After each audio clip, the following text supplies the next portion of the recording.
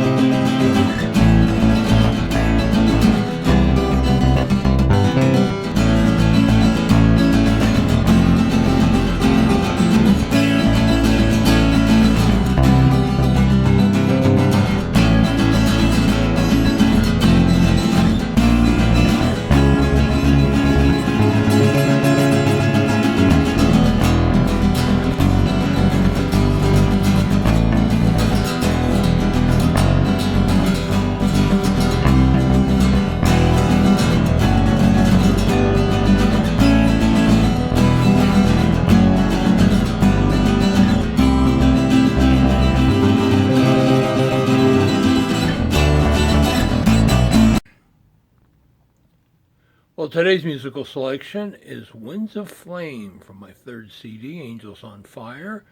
As always, the links are down there in the description if you want to listen to the whole thing. Anyways, today I'm going to ramble and yak about some collectible tools as usual. Some you're probably aware of, some you may not be aware of, but give you a chance to get a closer look at some of these items. And as always, I got a couple of good flea market segments at the end. Pickings have been hit and miss, but when I hit good. So, anyways, all aboard.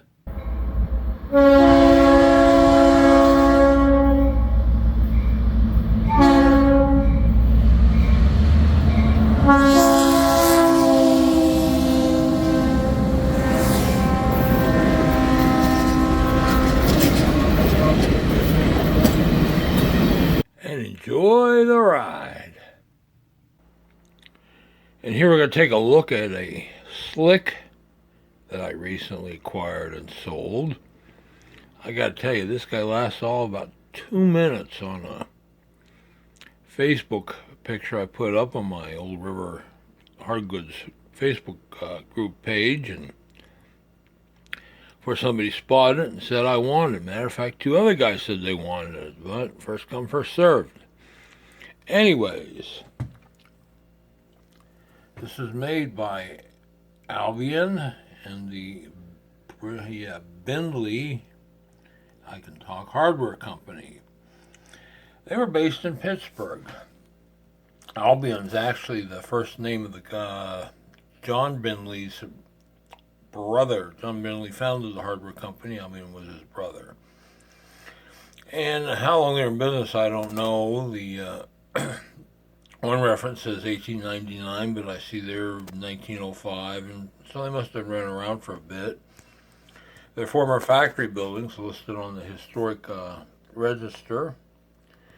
And this guy was in decent condition. I mean, unfortunately, somebody banged it up pretty good. And I ran a file over some of the mushrooming. Sockets got some dings. Back wasn't too bad. I mean, there's some light pitting, but you'll have that. But boy, there's a whole lot of steel. A little bit of a void there where the steel meets the iron, but nothing too bad there. And this one's 2.5 inches. Now some folks say, well, no, that's just a framing chisel. But it had the slick handle, and by definition, as long as it lays flat, it's a slick. So, but anyways, the handle, I'm thinking, is original. It's oak. And that's actually pretty good shape. I mean, it's got some dings on the end. Somebody was hammering on these guys. It was originally secured inside the socket with a couple pieces of paper wrapped around it, which is a technique I use for loose socket chisels, and one of these days I'll put into a video when I get around to doing a chisel restoration video. But anyways, it still holds in the socket, even without the paper, although I wouldn't swing it around. Many years ago at an auction, a young lady was acting as an auction runner. And she picked up this slick and she's holding it with the blade up. And then she lowers it. And all of the next thing you know, the blade heads to the ground about 2 inches from her sandaled foot. Yeah, life lesson learned. But anyways, again, boy, these guys aren't getting any easier to find. I had a 3-inch blade for one a couple months back. I got another 3-incher out there in the sand and cuss pile that I should probably get working on. But, you know, this is a good collectible tool, a good user tool, and they ain't getting any easier to come by.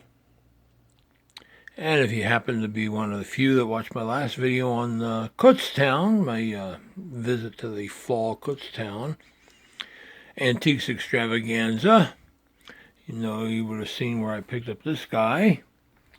And this is a Cooper's bung mallet.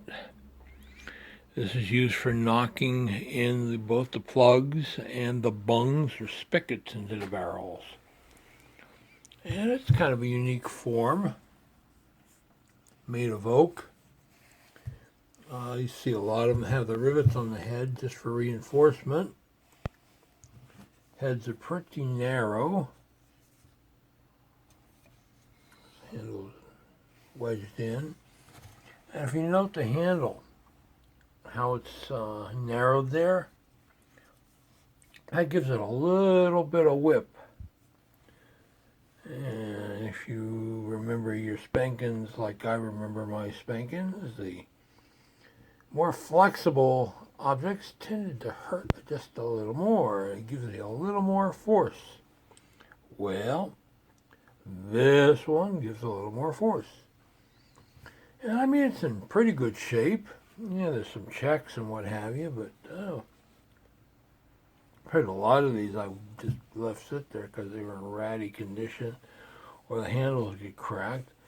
Occasionally I'll find one that's been signed by one of the many local, when I say local, this area, the Panther Valley area, and as well as the Allentown area where there were a lot of beer makers at one point in time. But it's another great collectible tool. Tool I recently had and sold was this little tool handle. This was made by the IEB company of New York, 115 Broadway, which is an old building, looks more like a sales office than a manufacturing facility, so that's what I'm guessing it was. But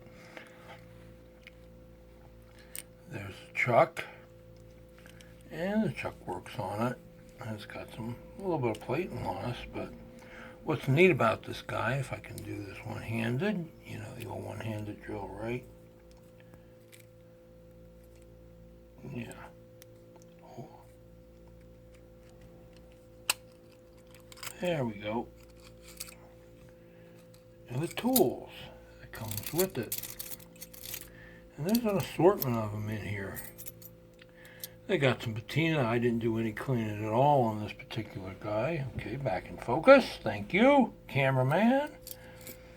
But there's a little ruler. A couple of these are magnetized, so they want to stick to stuff.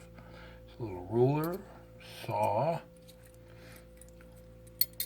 Yeah, then picked up some magnetics. I'm not sure what this guy was, but it's there. Same for this piece here. This one didn't come with an explanation. Of course, the owner's manual is sadly missing. This is a neat little caliper. Make it work with one hand, probably not. And an assortment of other bits. And these guys don't show up too often. The only thing I could find on them was this ad from 1913 and another one. So that's about what it dates from. So puts this guy at, 110 years old. But again, it's a pretty uncommon and very collectible tool. And here we're going to take a closer look at this coachmaker's or carriage maker's plane that I recently had gotten, and now that it's been restored. This is called a double pistol grip router because of the shapes of the handles. This one is oak, and you can see there's a repair there. I've probably mentioned this before, but I didn't go for shiny or perfect on it, just got some of the grunge off of it. And there's little bits and pieces. There's a nail here for some reason. Somebody tacked down a little bit of chipping. Holes are where the original screws might have poked through. There's a couple of wormholes, but they're long gone. The fences, they got some pitting. The soles have some pitting as well. I did have to replace the fence screws.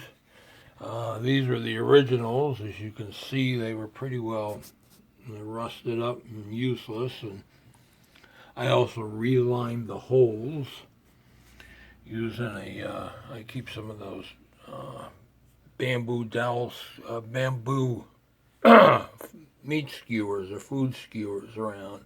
They work well for that. I just opened up the hole a touch, put a bunch of good old Gorilla Glue down there, and stuffed it in, and then used an awl to establish a center, and small drill bit in my brace, my Spofford brace, and put them in. The screws I picked up were out of a junk box at the flea market, and yeah, they kind of match the patina. I don't worry too much about it. The blades, let's see if I can get these wedges out. Yep, there we go. Both blades have some pitting, but the tips are pretty good on them. And of course the wedges have the patina, so I'll tell you what, it's not perfect, but there ain't much in life that is. And this one's pretty old. Hard to say exactly. But my guess would be sometime probably mid 1800s. Turn it over for the back view. But, it didn't come out too bad. I mean, I do have, all said and done, about 3 hours of work in it. Folks will say, oh, don't look like that. But, some of that detail and another work does take time. And here we're going to take a closer look at this goosewing axe that I recently picked up and restored. There's a really faint touch mark up here, but you can't really read it, make anything out. It does have these 3 stars at the end here. That's similar to what you see on the 18th century French trade tools, but I can't say for sure if this was French. I mean, the style of these are European. Everybody says they're German, but German, Austria, you name it, everybody had these. And it is a broad axe. I mean, flat on one side with the curved handle. And it actually cleaned up in pretty good shape. I mean, yeah, there's some patina. I didn't go for the super shiny on it. The eye is good for the most part. Small check down here. Pole's got a little dinging and mushrooming. Back is fairly clean. You can see a few minor flaws here and up top there. The handle's really nice. It might not be original, but it is a correctly curved handle. You can catch that. And it's fitted to the eye all the way up to the end. So, and it's a really nice tool. Unfortunately, I didn't get it for cheap. And unlike some fools on eBay will sell something like this and be happy to make $10 on it, I don't rule that way. So it'll be here for a while, I guess. But first one I've had in probably 10, 12 years, as far as I can remember. I have to go back and look at the records, but I know it's been a heck of a long time. It sure wasn't nearly as nice as this one was. So, but good old tools are out there. He's got to be willing to spend the money to get them. And here we have another example of a slick. Oh, this one isn't signed. Measures 2 7/8 inches across. And somebody else had done some cleaning on it. I just did a little detailing on it. It's got a nicely made, user-made handle. Can't really tell what wood it is, but I'll tell you what, that is gorgeous. And it properly fits. Get that out. So it might be walnut. Closer look at the head here. Somebody did round over that edge for some reason, but it's got a lot of steel on the back, and this is a true slick. If you notice how the socket is offset from the back, allows this thing to be pushed in a flush pairing motion, which is what these tools are, how these tools are designed to be used. So, anyways. I've been lucky to get a couple of these, and I still got one more here at the shop to clean up. I actually got 2 of them. I got a really rusty one buried someplace. Save that for a cold winter's day's adventure, but they ain't getting any easier to find, and sure ain't getting any cheaper. Well, it was very foggy and right about 50 degrees at the flea market this morning, but pickings were really strong. This is round 1, so let's take a look. 24-inch Starrett combination square. A big Starrett inside caliper. Set of 3 6-inch Brown and Sharp number 800 toolmakers calipers. 1 Starrett, 1 Craftsman toolmaker outside calipers. I guess they're the 5-inch or 4-inch variety. A Starrett center finder for a 4-inch combination square. Protractor head, number 490 Starrett. That'll probably get paired with the big rule when I get around to it. Another Starrett square head, not too bad a shape. A little patina, a little wear to the finish, but yeah, what are you going to do, right? Brown and Sharp, a little hermaphrodite compass, or caliper. This was kind of neat, don't see a name on it, but it's actually a pencil compass. One side's got the little slim point, and you got the bigger hole for a pencil. Guess I got to find a pencil for it. This is a Mauser made for Sheer Timlico, or Timco, I never can say that right. Square piece. A Lufkin adjustable hook rule, needs some cleaning. A Starrett, believe, hook rule. A little Starrett gauge. 3-inch Starrett rule. And a little user crafted, I think, bevel square. And this big caliper, I don't know if I mentioned it already or not. This is made in China, but it kind of came along for the ride, and I thought it was neat. It's indexed, and, neat tool. Probably nobody will want it, but that's beside the point. Anyways, that was round 1. And the second blast of goodies from Wednesday's pickings. There's a Stanley 720 1¼ inch chisel with a messed up handle and a bit of mushrooming, but we'll fix all that. Another slick. This one's a Beatty. Can't read which one it is, but Beatty was a Philadelphia maker, and that'll clean up okay. It does have, looks like possibly a fid somebody stuck in it to use as a handle, but we'll pull that out and see what's going on with that. A couple of body hammers. Might be Fairmont, marked BH4. This one's a Herbrand, original handle on it. Nice big faces too. A neat little brass or bronze claw hammer head. A straight peen hammer. Those are getting few and far between. Another neat looking claw hammer. Sorry if I'm getting out of the way here. but it's been a long morning already. A well-used bell system hammer. Kind of neat looking tap holder, machinist tap holder, probably user made, but well done. And Handforged tack lifter, kind of neat. A little solid machinist hammer. A lot of these were user crafted, but I think they're neat. This should have went with the machinist tools. It's a stare at the pin vise. Needs a little cleaning. An early divider. Not sure the maker or the vintage. Probably not 18th century, probably early 19th century.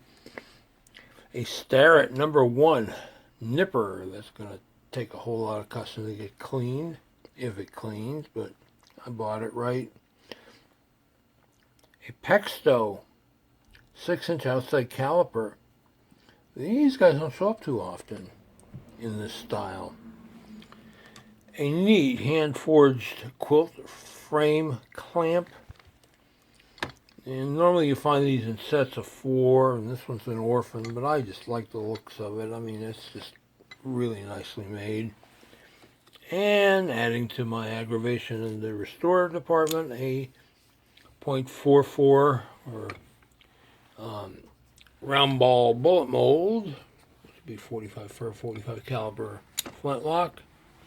Probably a Lee or Lyman, one of those guys, but we'll get the rust off of it and see what's up with that. So anyways, boy, do I got some work to do. Well, it was a balmy 40 degrees Fahrenheit at the flea market this morning. It was not only glove weather, but I broke out the old beanie cap as well, because it was cold. No wind, thankfully, but it still was cold. And pickings were fairly decent. I was kind of surprised. You never know, right? Anyways, got a kind of crusty, but should clean up all right. Marples, blue chip, 1/4-inch paring chisel, a big Irwin perfect handle screwdriver, a mount, brass-headed tack hammer, needs some cleaning, hand-forged cross-peen hammer, not too bad a shape. This is a Velchek, I can't say it, ball peen, 4-ounce, 5-ounce head, nice long handle on it. Somebody needed some swinging room. This was kind of a neat one. It's in the style of the 18th century hammers, but I don't know that it's 18th century, but it does look like it's forged and got a nice early handle on it. Another user crafted hammer. Good handle.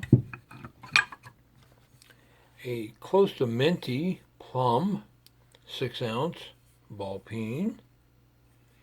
And it's one of the older ones with the wedge and not the glue job on top. Bunch of wire and thickness gauges.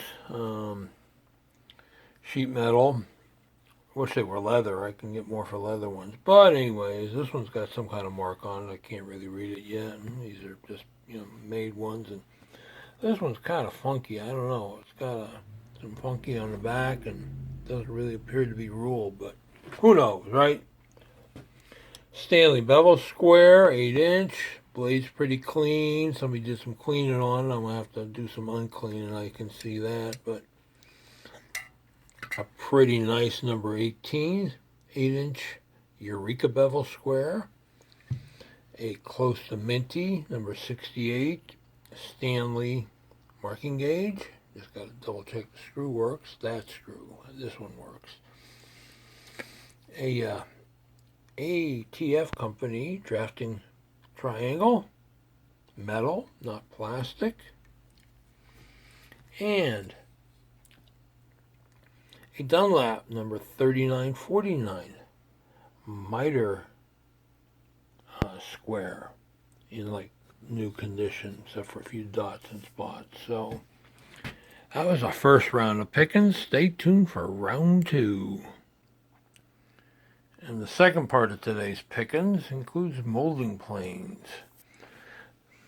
First up is a Sandusky 1.5 inch skew rabbit. Yeah, not in great shape, but still got some life left to it. These two, I believe, are by one of the Showers, Schauer, but I can't read the first initials real well. They were Eastern Pennsylvania, Petersburg, East Petersburg area makers. There's a family of them, so they're going to take some research, and of course neither of these are in great shape either. But yeah, and the last is an 18th century wedge arm plow with just the initials PG, and I did some looking, can't find anything on that. Obviously this one's not in great shape either. We got some worm damage and checking on the arms, and it's missing the iron, but you still don't see too many of those guys around. So anyways, all in all, not a bad day's haul. And that's all for this one, folks. Hard to believe that October is already halfway gone, and boy, this year's rolling by pretty fast. So anyways, as always, thanks for watching, and if you like what you're seeing, please hit that subscribe button to be notified when new videos are posted. Have a great day, and bye.